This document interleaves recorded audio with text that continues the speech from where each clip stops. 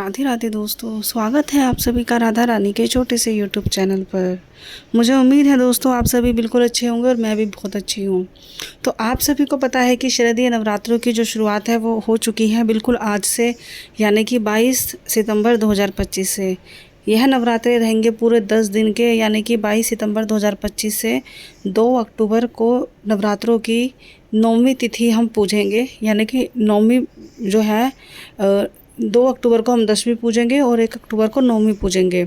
तो 22 से 30 सितंबर तक चलने वाले ये नवरात्रे 8-9 दिन के, जो कि हिंदू और सनातन धर्म के लिए बहुत ही ज़रूरी होते हैं, बहुत ही आवश्यक होते हैं और बहुत ही प्रेम भाव, श्रद्धा भाव से जुड़े हुए होते हैं।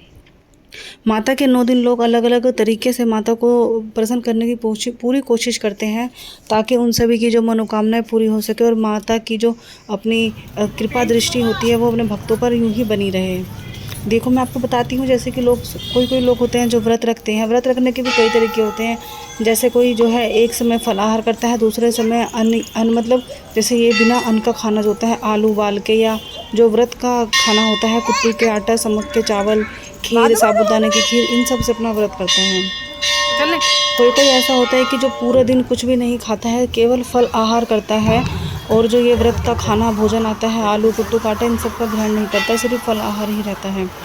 और कोई जो अपनी इच्छाओं की पूर्ति के लिए, जिनकी मनोकामनाएं पूरी हो चुकी होती हैं, या कोई जिसकी बहुत बड़ी मनोकामनाएं हो रही होती है, कई सालों से पूरी नहीं हो रही होती है, तो वो लोग जो है लौंग और बतासे का व्रत रखते हैं। यानी कि वो पूरे दिन में कुछ भी नहीं खाते, सिर्फ जल ग्रहण करते हैं, और रात को जब अपना व्रत खोलते हैं प्रदोष काल में, सायंकाल के समय, तो वह 2 लौंग का जोड़ा और पतासे खाते हैं, बस इसके अलावा और कुछ नहीं खाते। तो लोगों की जो श्रद्धा होती है, जो विश्वास है, वह माता रानी का इस प्रकार है कि उनको पता है वह कुछ खाएं ना खाएं, लेकिन माता रानी उनको कुछ नहीं होने देगी। माता रानी का हाथ उनके ऊपर हमेशा बना रहता है। और वास्तव में जब हम व्रत नहीं करते हैं तो हमें ऐसा लगता है कि हमें भूख लग रही है, हमने कुछ खाया नहीं है, लेकिन जब हम व्रत रखने शुरू कर देते हैं, वो सिर्फ चाहे माता रानी का हो या किसी भगवान का हो, देवता का हो, भोले बाबा का हो, गौरी माता का हो, जन्माष्टमी का हो, या महिलाओं का करवा चौथ का, किसी भी चीज़ का व्रत हो, सब व्रत होते हैं। जब तक हम व्रत नहीं रखते तब तक हमें ऐसा लगता है हमने कुछ नहीं खाया, कुछ नहीं पिया, लेकिन जब व्रत रख देते हैं तो उसके बाद हमारे अंदर अपने आप ही शक्ति आती है, अपने आप ही भक्ति आती है कि हमें भूख प्यास नहीं लगती। खैर चलो दोस्तों, ये तो थे सबके मन की अपनी अपनी एक अलग बातें।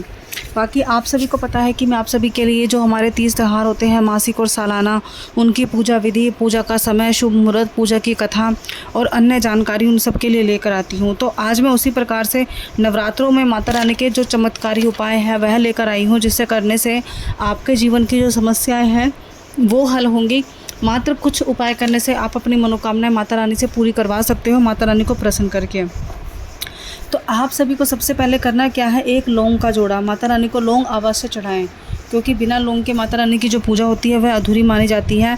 लौंग जो होती है, मनोकामना पूरी करना चाहते हैं आप कोई भी अपनी, आपको करना क्या है, एक उम्र के बराबर, जैसे कि मान लो आप हो 30 साल के, तो आपको अपनी उम्र के बराबर लौंग जो है काले या लाल रंग के धागे में माला बनाकर पिरोनी है। यानी कि अगर आप 30 साल के हो तो आपको 30 लौंग काले या लाल रंग के धागे में माला बनाकर पिरो दीजिए, चाहे सुई से या गांठ बनाकर। और उस माला बनाकर पिरोने के बाद आपको करना क्या है, आप देखिएगा, वही माला जो है माता रानी को अर्पित करनी है। और नवरात्रे जब पूरे हो जाएंगे, 9वीं आप पूज लोगे, 9वीं पूजने के बाद 10वीं वाले दशहरे वाले दिन आपको वह माला बहते पानी में विसर्जित कर देनी है। तो आप देखिएगा 1 से 3 महीनों के अंदर अंदर आपकी जो मनोकामना है पूरी हो जाएगी। किसी भी दिन आपको जो है अपनी मनोकामना, आप जैसे 9वीं के 9 दिन है, वैसे तो ये उपाय आपको पहले दिन ही करना है, लेकिन फिर भी आप नवरात्रों के किसी भी दिन ये कर सकते हो। तो आप जैसे ही आपका ये नवरात्रे पूरे हो जाएंगे तो आपको पानी में बहा देना, या इस माला को कहीं भी दूर मिट्टी में, साफ़ मिट्टी में, पार्क में दबा देना। अगर आप बहते पानी में इसको बहाएंगे तो ज़्यादा अच्छा रहेगा। दूसरा उपाय रहेगा दोस्तों सुपारी का। सुपारी का जो उपाय है वह सुपारी में आपको करना क्या है, एक साबुत सुपारी लेनी है, उसके बाद उसमें सिंदूर लगाकर पीले कपड़े में उसे बांधकर माता दुर्गा को अर्पित करें। और जिनका विवाह नहीं हो रहा होता है, बहुत उम्र के हो चुके होते हैं, या मांगलिक कार्य की वजह से उनका विवाह नहीं हो रहा होता है, तो अपने विवाह का जो है मनोकामना मांगे, जिनका विवाह शीघ्र ही उत्पन्न हो जाएगा। और विवाह के बाद आपको करना क्या है, जब तक आपकी शादी नहीं होती तब तक आपको उसे रखना है।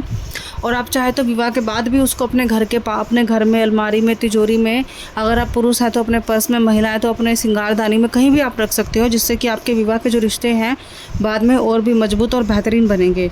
और आप चाहो तो फिर इसको जब आपकी मनोकामना पूरी हो जाए, आपका विवाह हो जाए, तो उसके बाद आप इसे बहते पानी में बहा सकते हैं। तो तीसरा उपाय जो रहेगा दोस्तों, हल्दी की गांठ का रहेगा। आपको हल्दी की गांठ करना क्या है, हल्दी की गांठ को लेकर उसकी पूजा करें। जैसे आप माता रानी की पूजा करेंगे तो पूजा में उसका उपयोग करें, और पूजा करते समय श्री सूत जी का नाम लेकर उसको लाल कपड़े में रखकर अपनी तिजोरी में रख दें। ऐसा करने से आपके घर में, परिवार में अगर किसी भी प्रकार की कोई आर्थिक तंगी आ रही है, या पैसों को लेकर किसी भी प्रकार की कोई बरकत नहीं हो रही है, या पैसे नहीं रुकते हैं, कोई भी समस्या आ रही है, तो वह आपकी पूरी हो जाएगी। हल्दी की गांठ को आपको कहीं बहाना नहीं है, उसको आप अपने तिजोरी में ही रखिए। जैसे कि नवरात्रे आते रहते हैं तो आप उसे चेंज करते रहिए हर 6 महीने बाद। चौथा उपाय रहेगा दोस्तों पान के पत्तों का। आपको करना क्या है, पान के पत्ते, जैसे कि आपने देखा होगा बाज़ार में हम माता रानी को पान का पत्ता अवश्य चढ़ाते हैं, तो आपको पूरा डंडी वाला 27 पान के पत्ते लेने हैं। 27 पान के पत्तों की माला आपको बनाकर देवी माता को अर्पित करनी है। जैसे कि आप आज ही आप जो भी उपाय सुन रहे हैं, मेरी वीडियो सुन रहे हैं, मेरी वीडियो देख रहे हैं, अगर आपसे बन पड़ता है तो आप सारे उपाय आज ही कर लीजिए, आपके अपनी आवश्यकता के हिसाब से। नहीं तो आपके पास पूरे 8-9 दिन का समय है। तो जैसे कि आप आज ही 27 पान के पत्तों की माला बनाएंगे, और उसके बाद अपने घर में अष्टमी या नवमी पूजकर उसको आप बहते पानी में बहा सकते हैं। इससे क्या होगा, यदि आपको कोई नौकरी को लेकर परेशानी आ रही है, आपके काम धंधे को लेकर, बिजनेस को लेकर कोई प्रॉब्लम आ रही है, तो वो परेशानी आपकी दूर हो जाएगी। नारियल सबसे ही पवित्र माना जाता है, और नारियल जो है माता रानी की पूजा में पहले ही दिन से इस्तेमाल किया जाता है। तो बाकी जो मैंने आपको बताया, पान के पत्ते, हल्दी, सुपारी, तो आप चाहे रोक भी सकते हैं, लेकिन लौंग और नारियल तो ऐसी होती है कि जो बिना माता की पूजा के हो ही नहीं पाते हैं। नारियल को करना है कि आपको विशेष रूप से माता को जो है अर्पित कर देना है, और उसके बाद जैसे कि आपके पूरे 9 दिन के व्रत पूरे हो जाएंगे तो उसको बहते हुए जल में बहा देना है अपने ऊपर से 21 बार वार के। तो आपके जो भी आपके ऊपर बुरी नज़र है या बुरे ग्रह हैं जो आपको गलत प्रभाव दे रहे हैं, वे आपके ख़त्म हो जाएंगे। तो दोस्तों ये तो थी हमारी जानकारी माता रानी की, कि माता रानी के जो चमत्कारी उपाय हैं वो क्या है, कैसे हैं और किस प्रकार से हैं। अगर आपको मेरी वीडियो अच्छी लगे तो मेरे चैनल को सब्सक्राइब कीजिएगा, मेरी वीडियो को लाइक कीजिएगा, शेयर कीजिएगा, कमेंट कीजिएगा। इसी तरीके का कंटेंट मैं आपके लिए लेकर आती रहती हूँ, इसी तरीके की जानकारी मैं आपके लिए लेकर आती रहती हूँ। और माता रानी के ये 9 दिन है जो कि आज से शुरू हुए हैं, तो ना जाने कितने सारे कंटेंट और कितनी सारी वीडियो आपको मिलेंगे। इसके बाद हम पूरे 9 दिन माता रानी की कथा, माता रानी की भक्ति किस प्रकार, कैसे, ये सब आपसे बात करेंगे। तो मिलते हैं अगली वीडियो में। राधे राधे।